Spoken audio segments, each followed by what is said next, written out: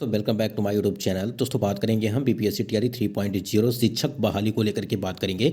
सबसे महत्वपूर्ण अपडेट इसमें NIS DElEd supreme court order आपका जो है जारी कर दिया गया है। जो आपकी कल सुनवाई हुई थी उसका ऑर्डर कॉपी जारी कर दिया गया है और इस ऑर्डर कॉपी में क्या कुछ अपडेट दिया गया है सुप्रीम कोर्ट के द्वारा एकदम सटीक सिर्फ 1 मिनट की वीडियो में हम आपको बता देंगे यहाँ पे, ठीक है। और यहाँ पे देखिए उसके बाद से हम लोग क्या टीआरई 3 पर आपका स्टे लगेगा या नहीं लगेगा, इसको लेकर के जिलों से काउंसलिंग की तैयारी शुरू। एक तरफ आपकी जिलों से काउंसलिंग की तैयारियां शुरू चल रही हैं, यानी कि उसकी तैयारी चल रही है। दूसरी तरफ आपका जो काउंसलिंग की डेट जो है वो परिवर्तन कर दी गई, एक नई अगली डेट आपको फिर से मिल गई है।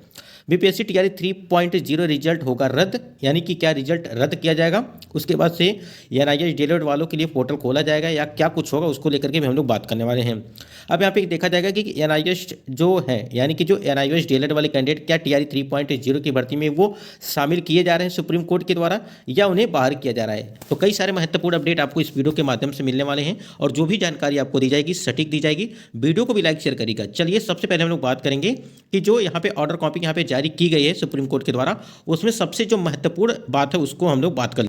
स्क्रीन पे आप देख पा रहे हैं कि ये जो आपकी सुनवाई हुई थी कल उसकी ऑर्डर कॉपी है और इसमें कई सारे महत्वपूर्ण बिंदुओं को लेकर के बात की गई है। जो ऑर्डर है आपका यहाँ पे देखिए, the state of Uttar Pradesh, ठीक है, वर्सेस यहाँ पे रिस्पॉन्डेंट ओनली जो है सारा कुछ यहाँ पे दिया गया है, ठीक है। लेकिन जो मेन चीज़ हम आपको उसको बता देते हैं, यहाँ पे ऑर्डर कॉपी क्या समझना है क्या चीज़ नहीं है, उसमें क्या कुछ कहा गया उसको। तो जो भी कैंडिडेट यहाँ पे जो एनआईएस डीएलएड वाले कैंडिडेट हैं वो थोड़ा सा ध्यान देंगे। जैसे आपको पता है कि 215 कैंडिडेट का मामला था, ठीक है, यानी कि 215 कैंडिडेट ने यहाँ पे गुहार लगाई थी सुप्रीम कोर्ट में कि टीआरई 3.0 की भर्ती में उन्हें सम्मिलित किया जाएगा, ठीक है। और सुप्रीम कोर्ट ने यहाँ पे जो है एनआईएस डीएलएड के पक्ष में जो है फैसला भी सुना दिया था और ऑर्डर में ये भी चीज़ें यहाँ पे मेंशन कर दिया है कि वो काउंसलिंग करा सकते हैं, ठीक है, काउंसलिंग करा सकते हैं। इसका मतलब ये है कि जो 215 कैंडिडेट थे इसमें से जिन्होंने भी टीआरई 3.0 की भर्ती में फॉर्म अप्लाई किया था और परीक्षा दिया था और उनका रिजल्ट जारी किया गया है, वो कैंडिडेट यहाँ पे काउंसलिंग करा सकते हैं, ठीक है। ऐसा ऑर्डर में जो है सब कुछ मेंशन किया गया है। लेकिन सुप्रीम कोर्ट ने ये भी उसमें एक चीज पॉइंट नंबर 6 में उन्होंने मेंशन किया है। देखिए यहाँ पे पॉइंट नंबर अगर 6 में आप देखेंगे, in the interim we deem it the appropriate to the allow the participation of the applicant in the counselling process being the conducted by the Bihar public service commission the outcome of the counselling process so far as the applicant are concern be the kept confidential. This is made subject to further order to be pass in this application, ठीक है। अब यहाँ पे चीज़ समझिएगा, उन्होंने order दे ही दिया है कि आप काउंसलिंग करा सकते हैं, लेकिन इसमें जो 6 नंबर पॉइंट पे बात कही जा रही है, यानी सुप्रीम कोर्ट ने यहाँ पे ऑर्डर दे दिया है, लेकिन यहाँ पे उन्होंने ये भी कहा है कि इसके जो है गोपनीयता रखी जाएगी, ठीक है, गोपनीयता रखी जाएगी। और जो आपको जो है यहाँ पे बिहार सरकार को जो है 4 हफ्ते का समय दिया गया है, ठीक है। और बिहार में जो 4 हफ्ते का बिहार सरकार को जवाब देना है सुप्रीम कोर्ट को।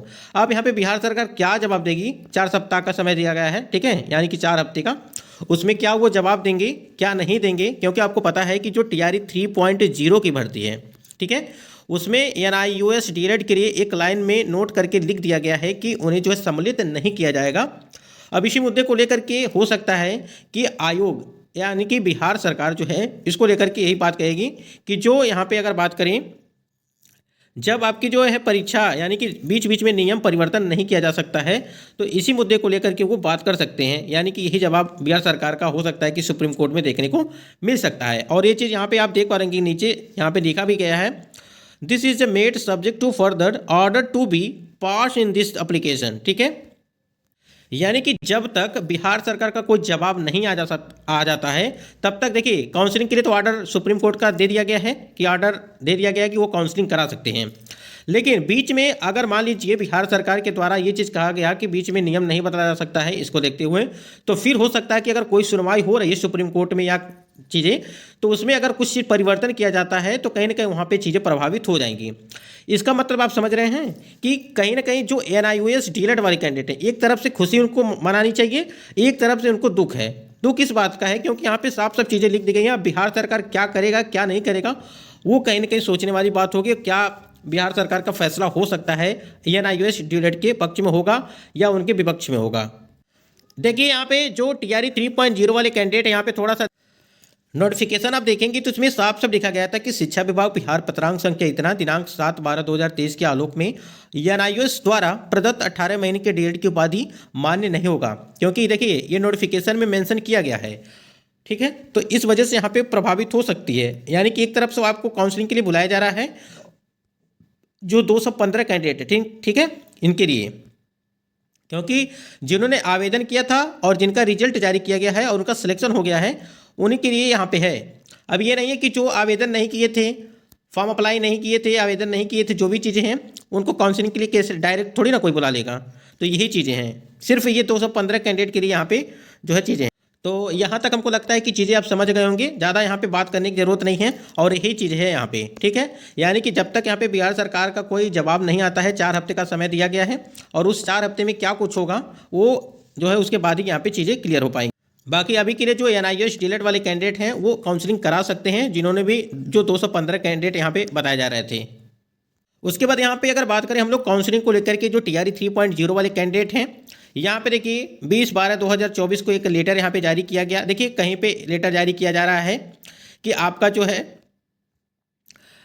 काउंसलिंग की तैयारियां चल रही हैं, फिर इधर एक लेटर नोटिस जारी कर दी जाती है कि आपकी जो काउंसलिंग है वो पूरी तरह से जो है कैंसिल कर दी गई है। अब यहाँ पे देखिए अगर बात करें स्कूल टीचर के लिए, यहाँ पे जो आपका है पीआरटी के 6 to 8 का 9 to 10 और 11 to 12 आपकी जो यहाँ पे डेट रखी गई थी इसको कैंसिल किया गया, यानी कि 23 से 28 के बीच। अब यहाँ पे जो अगली डेट आपकी लगी हुई है वो 9 से लगा करके 16, यानी कि 9 जनवरी से 16 जनवरी 2025 तक यहाँ पे आपकी काउंसलिंग की डेट यहाँ पे रखी गई है।